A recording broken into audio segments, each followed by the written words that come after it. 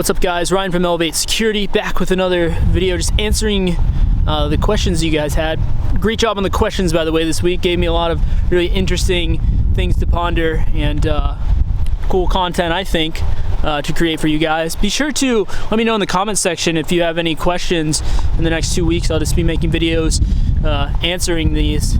And in this one, Rob had a question asking, how do you manage, how do you sort of balance your work and your personal life with certifications and stuff like that, right? So there's no definitive answer for this. I would say that everyone has their own preferences of how they tackle these things, right? But I'll sort of give you my school of thought, as well as maybe some the sort of school of thought that maybe some other people have as well. Really, it depends on the certification, I would say, as well. Like, how intense is it? Like, for example, if you're going for something like CEH, like, you'll have a lot more flexibility there in terms of just having, like, you won't have to put in as intense of a workload in to study for it. You know, conversely, if you're going for something like OSCP or maybe CISSP or CISSP or whatever, it's going to take a lot, significantly more time and effort, right? Now, depending also on your level of experience and knowledge in these areas, maybe you can get away with more or less time invested, but I'm assuming that you're probably talking about stuff like OSCP and certs on that level of difficulty.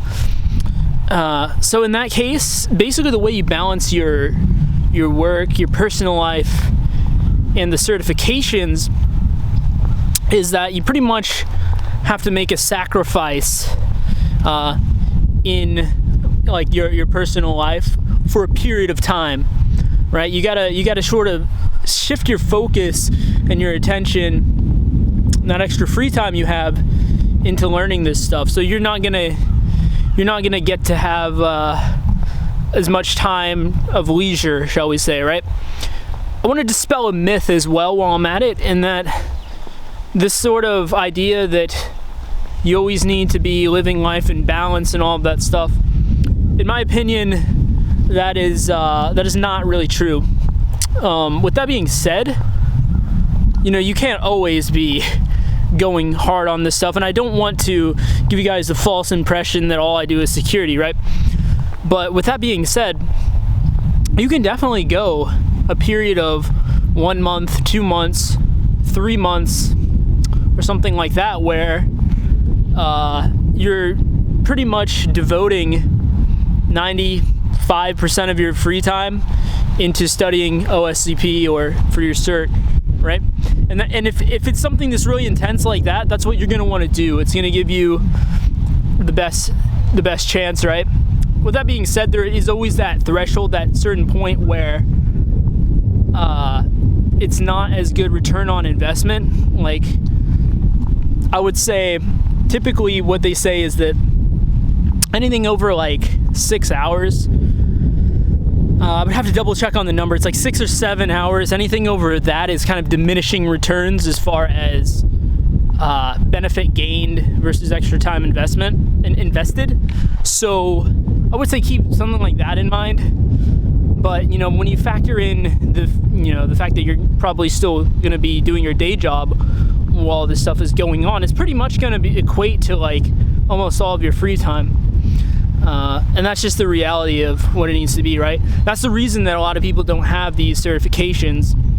And you might put in all that time, like I did for those 3 months, and you might still not have the OSCP, and you might have to go back to the drawing board and do that again. But I will tell you, of all the people that I know that were successful in getting it, they had a similar schedule, pretty much, where this was their main focus and this is what they're doing, right? Now, when you really want to accelerate your rate of progress in anything over a small period of time like this, you're gonna have to make some sacrifice. It's always gonna be best. It's always gonna be most efficient to really focus in on that area. That doesn't mean that this is all you do for the rest of your life, but for that period of time, for those 3 months, for those 2 months, whatever it is, if you can have the discipline and the sort of persistence to stick with this as your primary focus, and take care of your body and stuff, get good sleep, do all the things that you have to do, right? Go to your job still. But if you can do those things, but then take the other 95% of your time and devote it to OSCP or whatever difficult challenge you have that you want to get solved, that's gonna be the most efficient, improvement that you could possibly make. And so that would be the recommendation if I'm dealing with something that is, really challenging, like that, right? And know that, it's not necessarily guaranteed, even putting in that work, but if, that's one school of thought, right? And, there's some YouTubers that you'll find out there, some people you might find out there that advocate this type of sort of phasing in and out, like Alex Becker. If you ever seen his YouTube videos, he does something called nightmare mode, which that's even a little bit more intense than what I'm talking about. He's talking about like literally doing only one thing from the time you wake up to the time you go to bed every day for a period of time and have no other focuses. I'm not necessarily saying you have to go to that extreme. You can try that as well. It'll probably be pretty efficient. But what I'm saying is, at least the vast majority of your time should go towards improving at whatever you're trying to improve at for a certain period of time, right? You can't live this lifestyle forever. You're not always going to be doing this.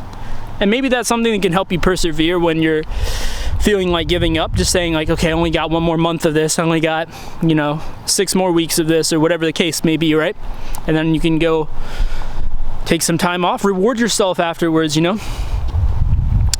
But this is a tactic that I definitely advocate when it comes to. So with that being said, you don't really balance work life and certs all at the same time, right? You strategically divvy out the resources of your time, effort, and energy, right, in a smart way.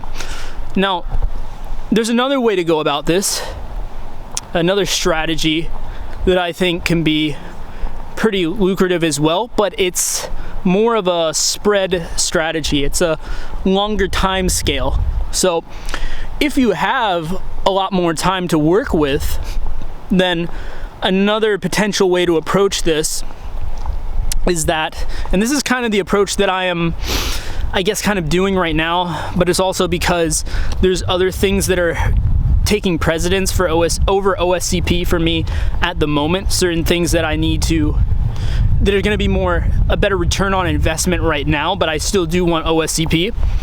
So this approach that you can take is, just making use of the compound effect.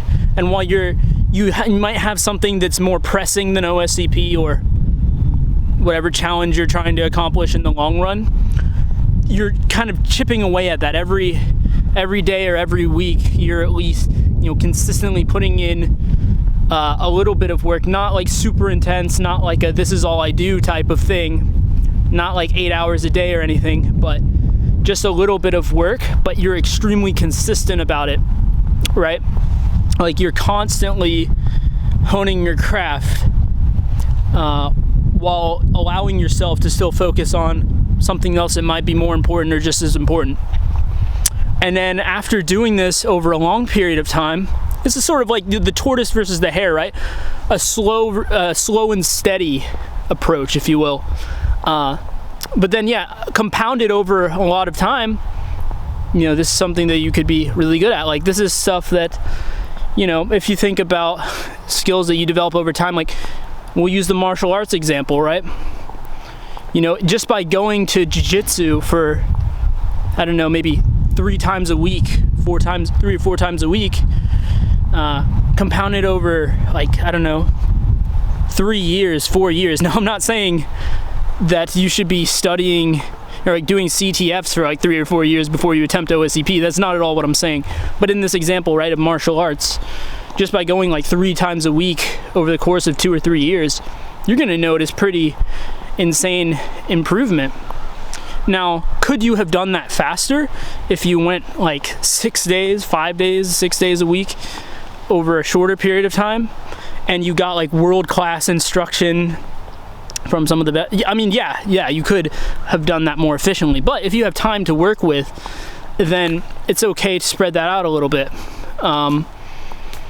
You know, same thing with like when you were in college and stuff, you know, there's two approaches to studying, right? Like you could be the crammer, the guy that crams everything right before the exam, or you can stretch your studying out over a period of time and be more consistent about it. You're probably going to retain the information a little bit better than that way too. And so if you build up your security skill set over a longer period of time, you're probably going to retain that more as well. Just something to think about there. But that's kind of the approach that I'm taking right now. I really want to focus in more on the automation side. So to answer the other guy's question that asked me about when are you going to take the OSCP again, I guess I'll conclude with that bit of information. I plan on taking it now, like either quarter 3 or quarter 4 of 2021. Reason being is that I really want to work hard on the automation side of security, really diving more into the bug bounties.